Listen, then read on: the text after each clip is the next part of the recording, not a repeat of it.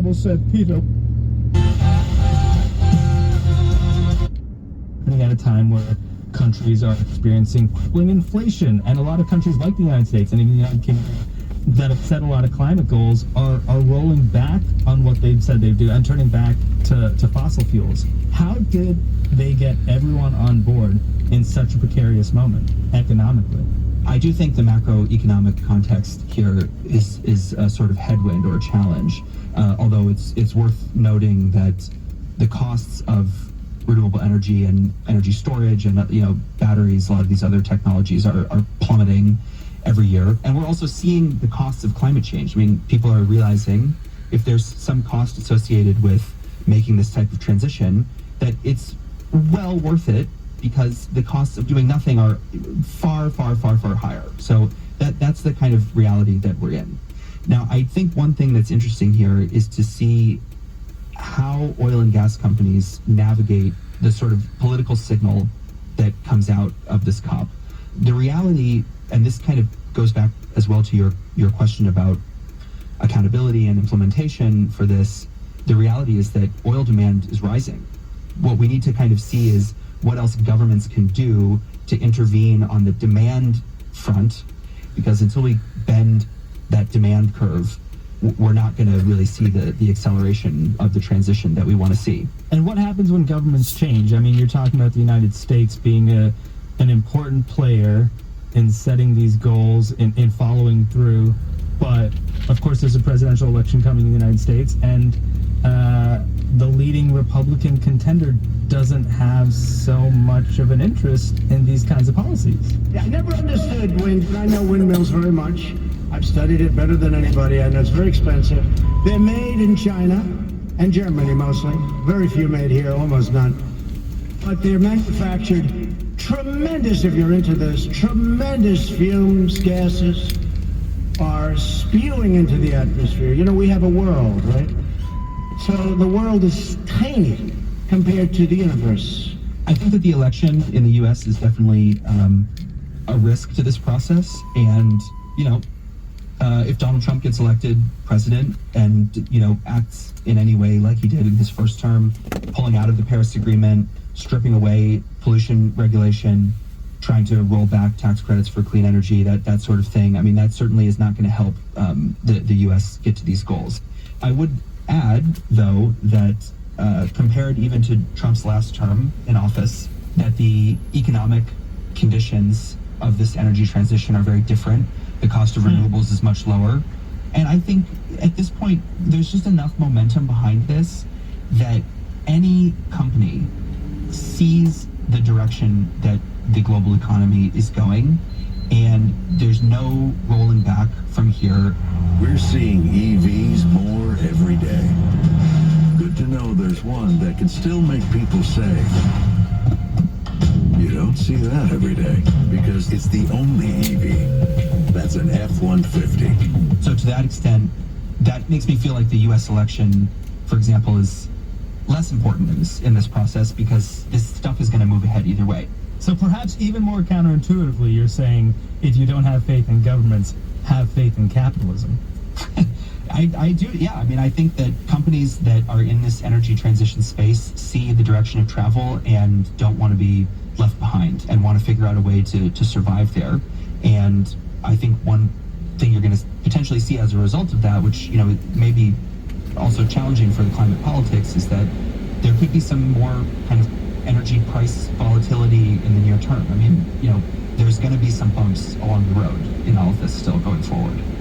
I think it's easy to read about all of these COP summits and sort of despair because it never seems like enough is happening. It never feels like everyone's fully on board. But here we have COP28, and you've got a historic agreement.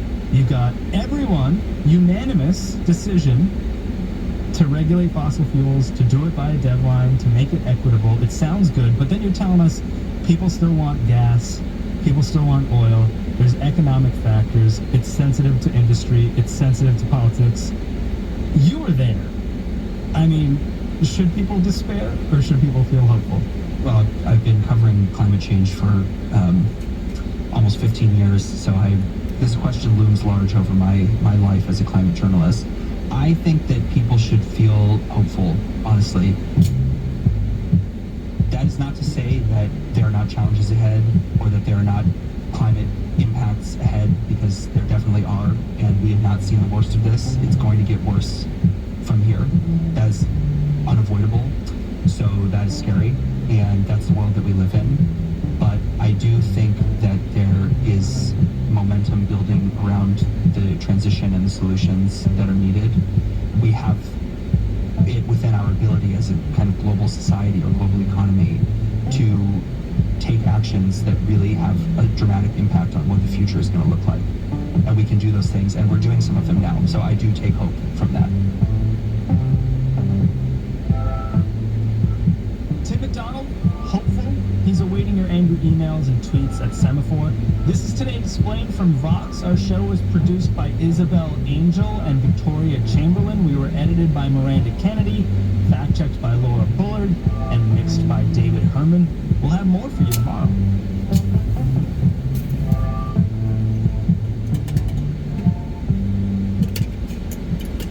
With award-winning documentaries and specials, the BBC World Service brings you in... Work zone, and the next works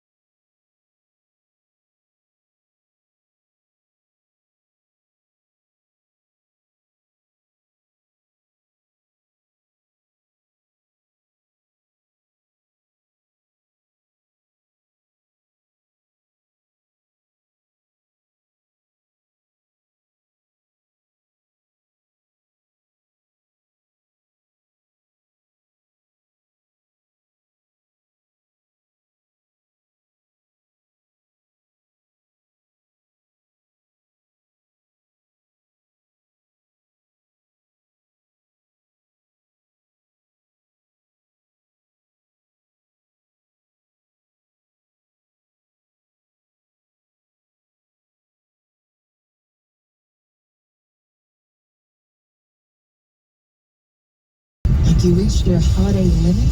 Got a lot going on, I hear.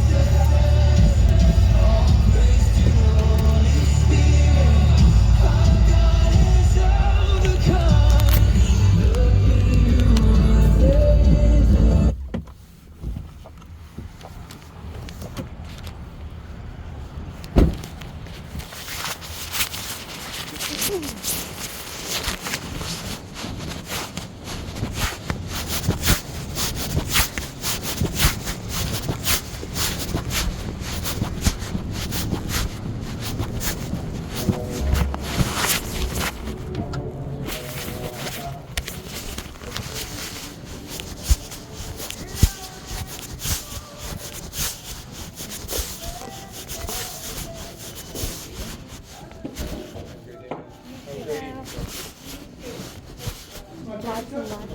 Yeah, lots and lots of fun. I made you a video. I don't know if you posted or not. I'm up to 23,000 subscribers. Wow. I don't know why, but I am. Hey, you're badass. Thank you. Okay. First one.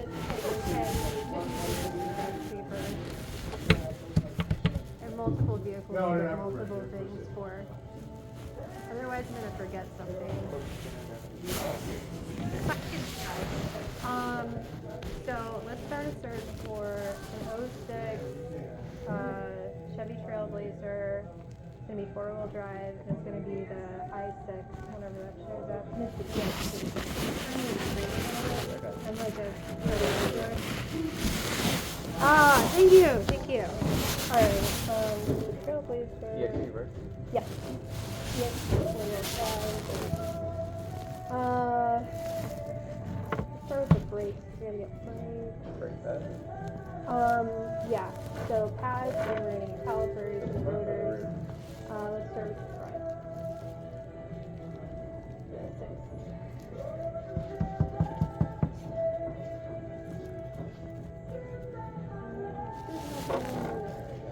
Ceramic, and like lifetime warranty. These are Duralast Gold ones. Duralast Gold. I bought another Trailblazer. Did you? Why do you buy another one of those daggone things? Because mine has 170,000 miles. So? And I don't want my husband to drive it. Ah. So now he has, it's 3 years newer and it has 160,000 miles and it has 4-wheel drive and it's fancier than mine. But I gotta do put stuff on it to make it all happy. $2,000. How much? $2,000. You gotta get pads and stuff. Well, Yours has got. I'm still rolling. 370, almost 378. You're a 3. I didn't know you were 3. 378. Congrats. Sorry. Well, it's the Sequoia and they're legendary. So when the Trailblazers, that's why they brought them back. Well, the new ones aren't the old ones. The new ones are neutered. And I tried to like push my husband in that direction. I'm not He's like, I'm not driving that. He's like, I'm not doing it. Yeah. Yeah, unless it's a body, I don't like unit body on frame, truck chassis, I'm cool. Matter of fact, I had to get mine through emissions, so I put the 2 new caps on there and we can change out the muffler, but we're good now. I put a performance exhaust on it. The 370. My Trailblazers are yet there. It's gonna get to like 550. Hey, if you have anything to say about it, it'd be 500,000. Yeah. If you have anything to say about it. Yeah. How's it roll? Calipers.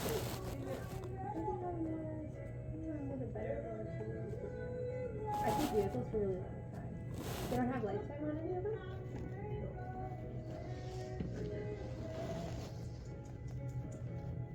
Alright, what's the other 3R price? Or is this other, this is another one. Okay, let's go with that one. Yep, so grab 2 of those. And then we need calipers. These are the next brakes.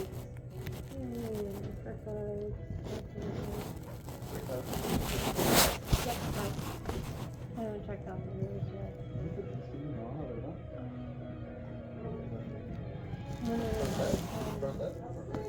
We're gonna get both sides. Oh, did you get both sides for the rotors? Yeah, okay.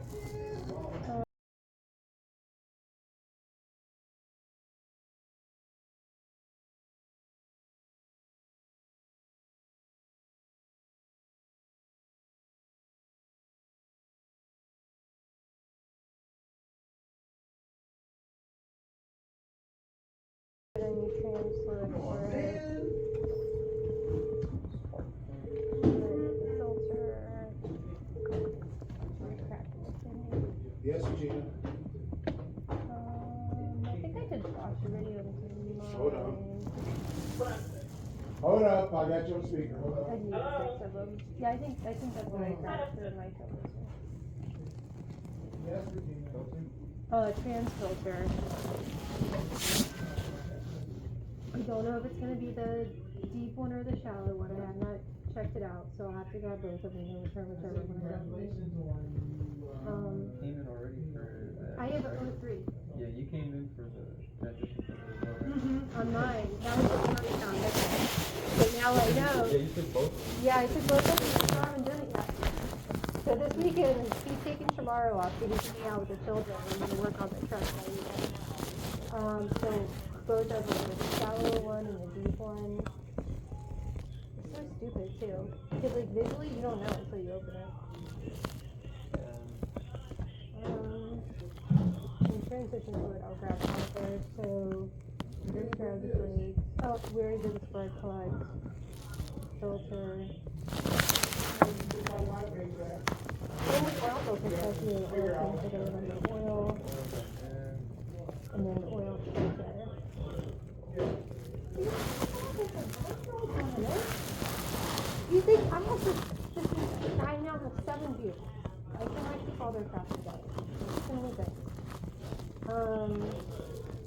Oh, I said you get the high mileage. If I get the high mileage, we'll see better. How many? Five. Well, I was just sending congratulatory. I feel like it's that was extra when I have the garage to 7. Again, I don't know. So you want the small one? Probably, yeah, let's do that. Oh, I normally get, different color bag. It's the wrong bag, that's CP stuff. Sorry, I thought you were looking for the filter and get registered, because I also have to do work on other. No, it's that'll be,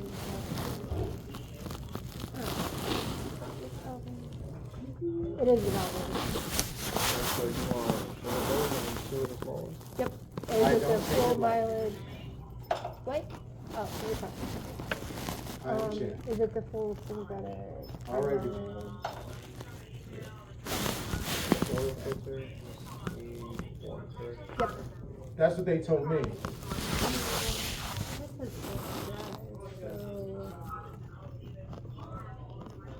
use it just for The brush. yeah.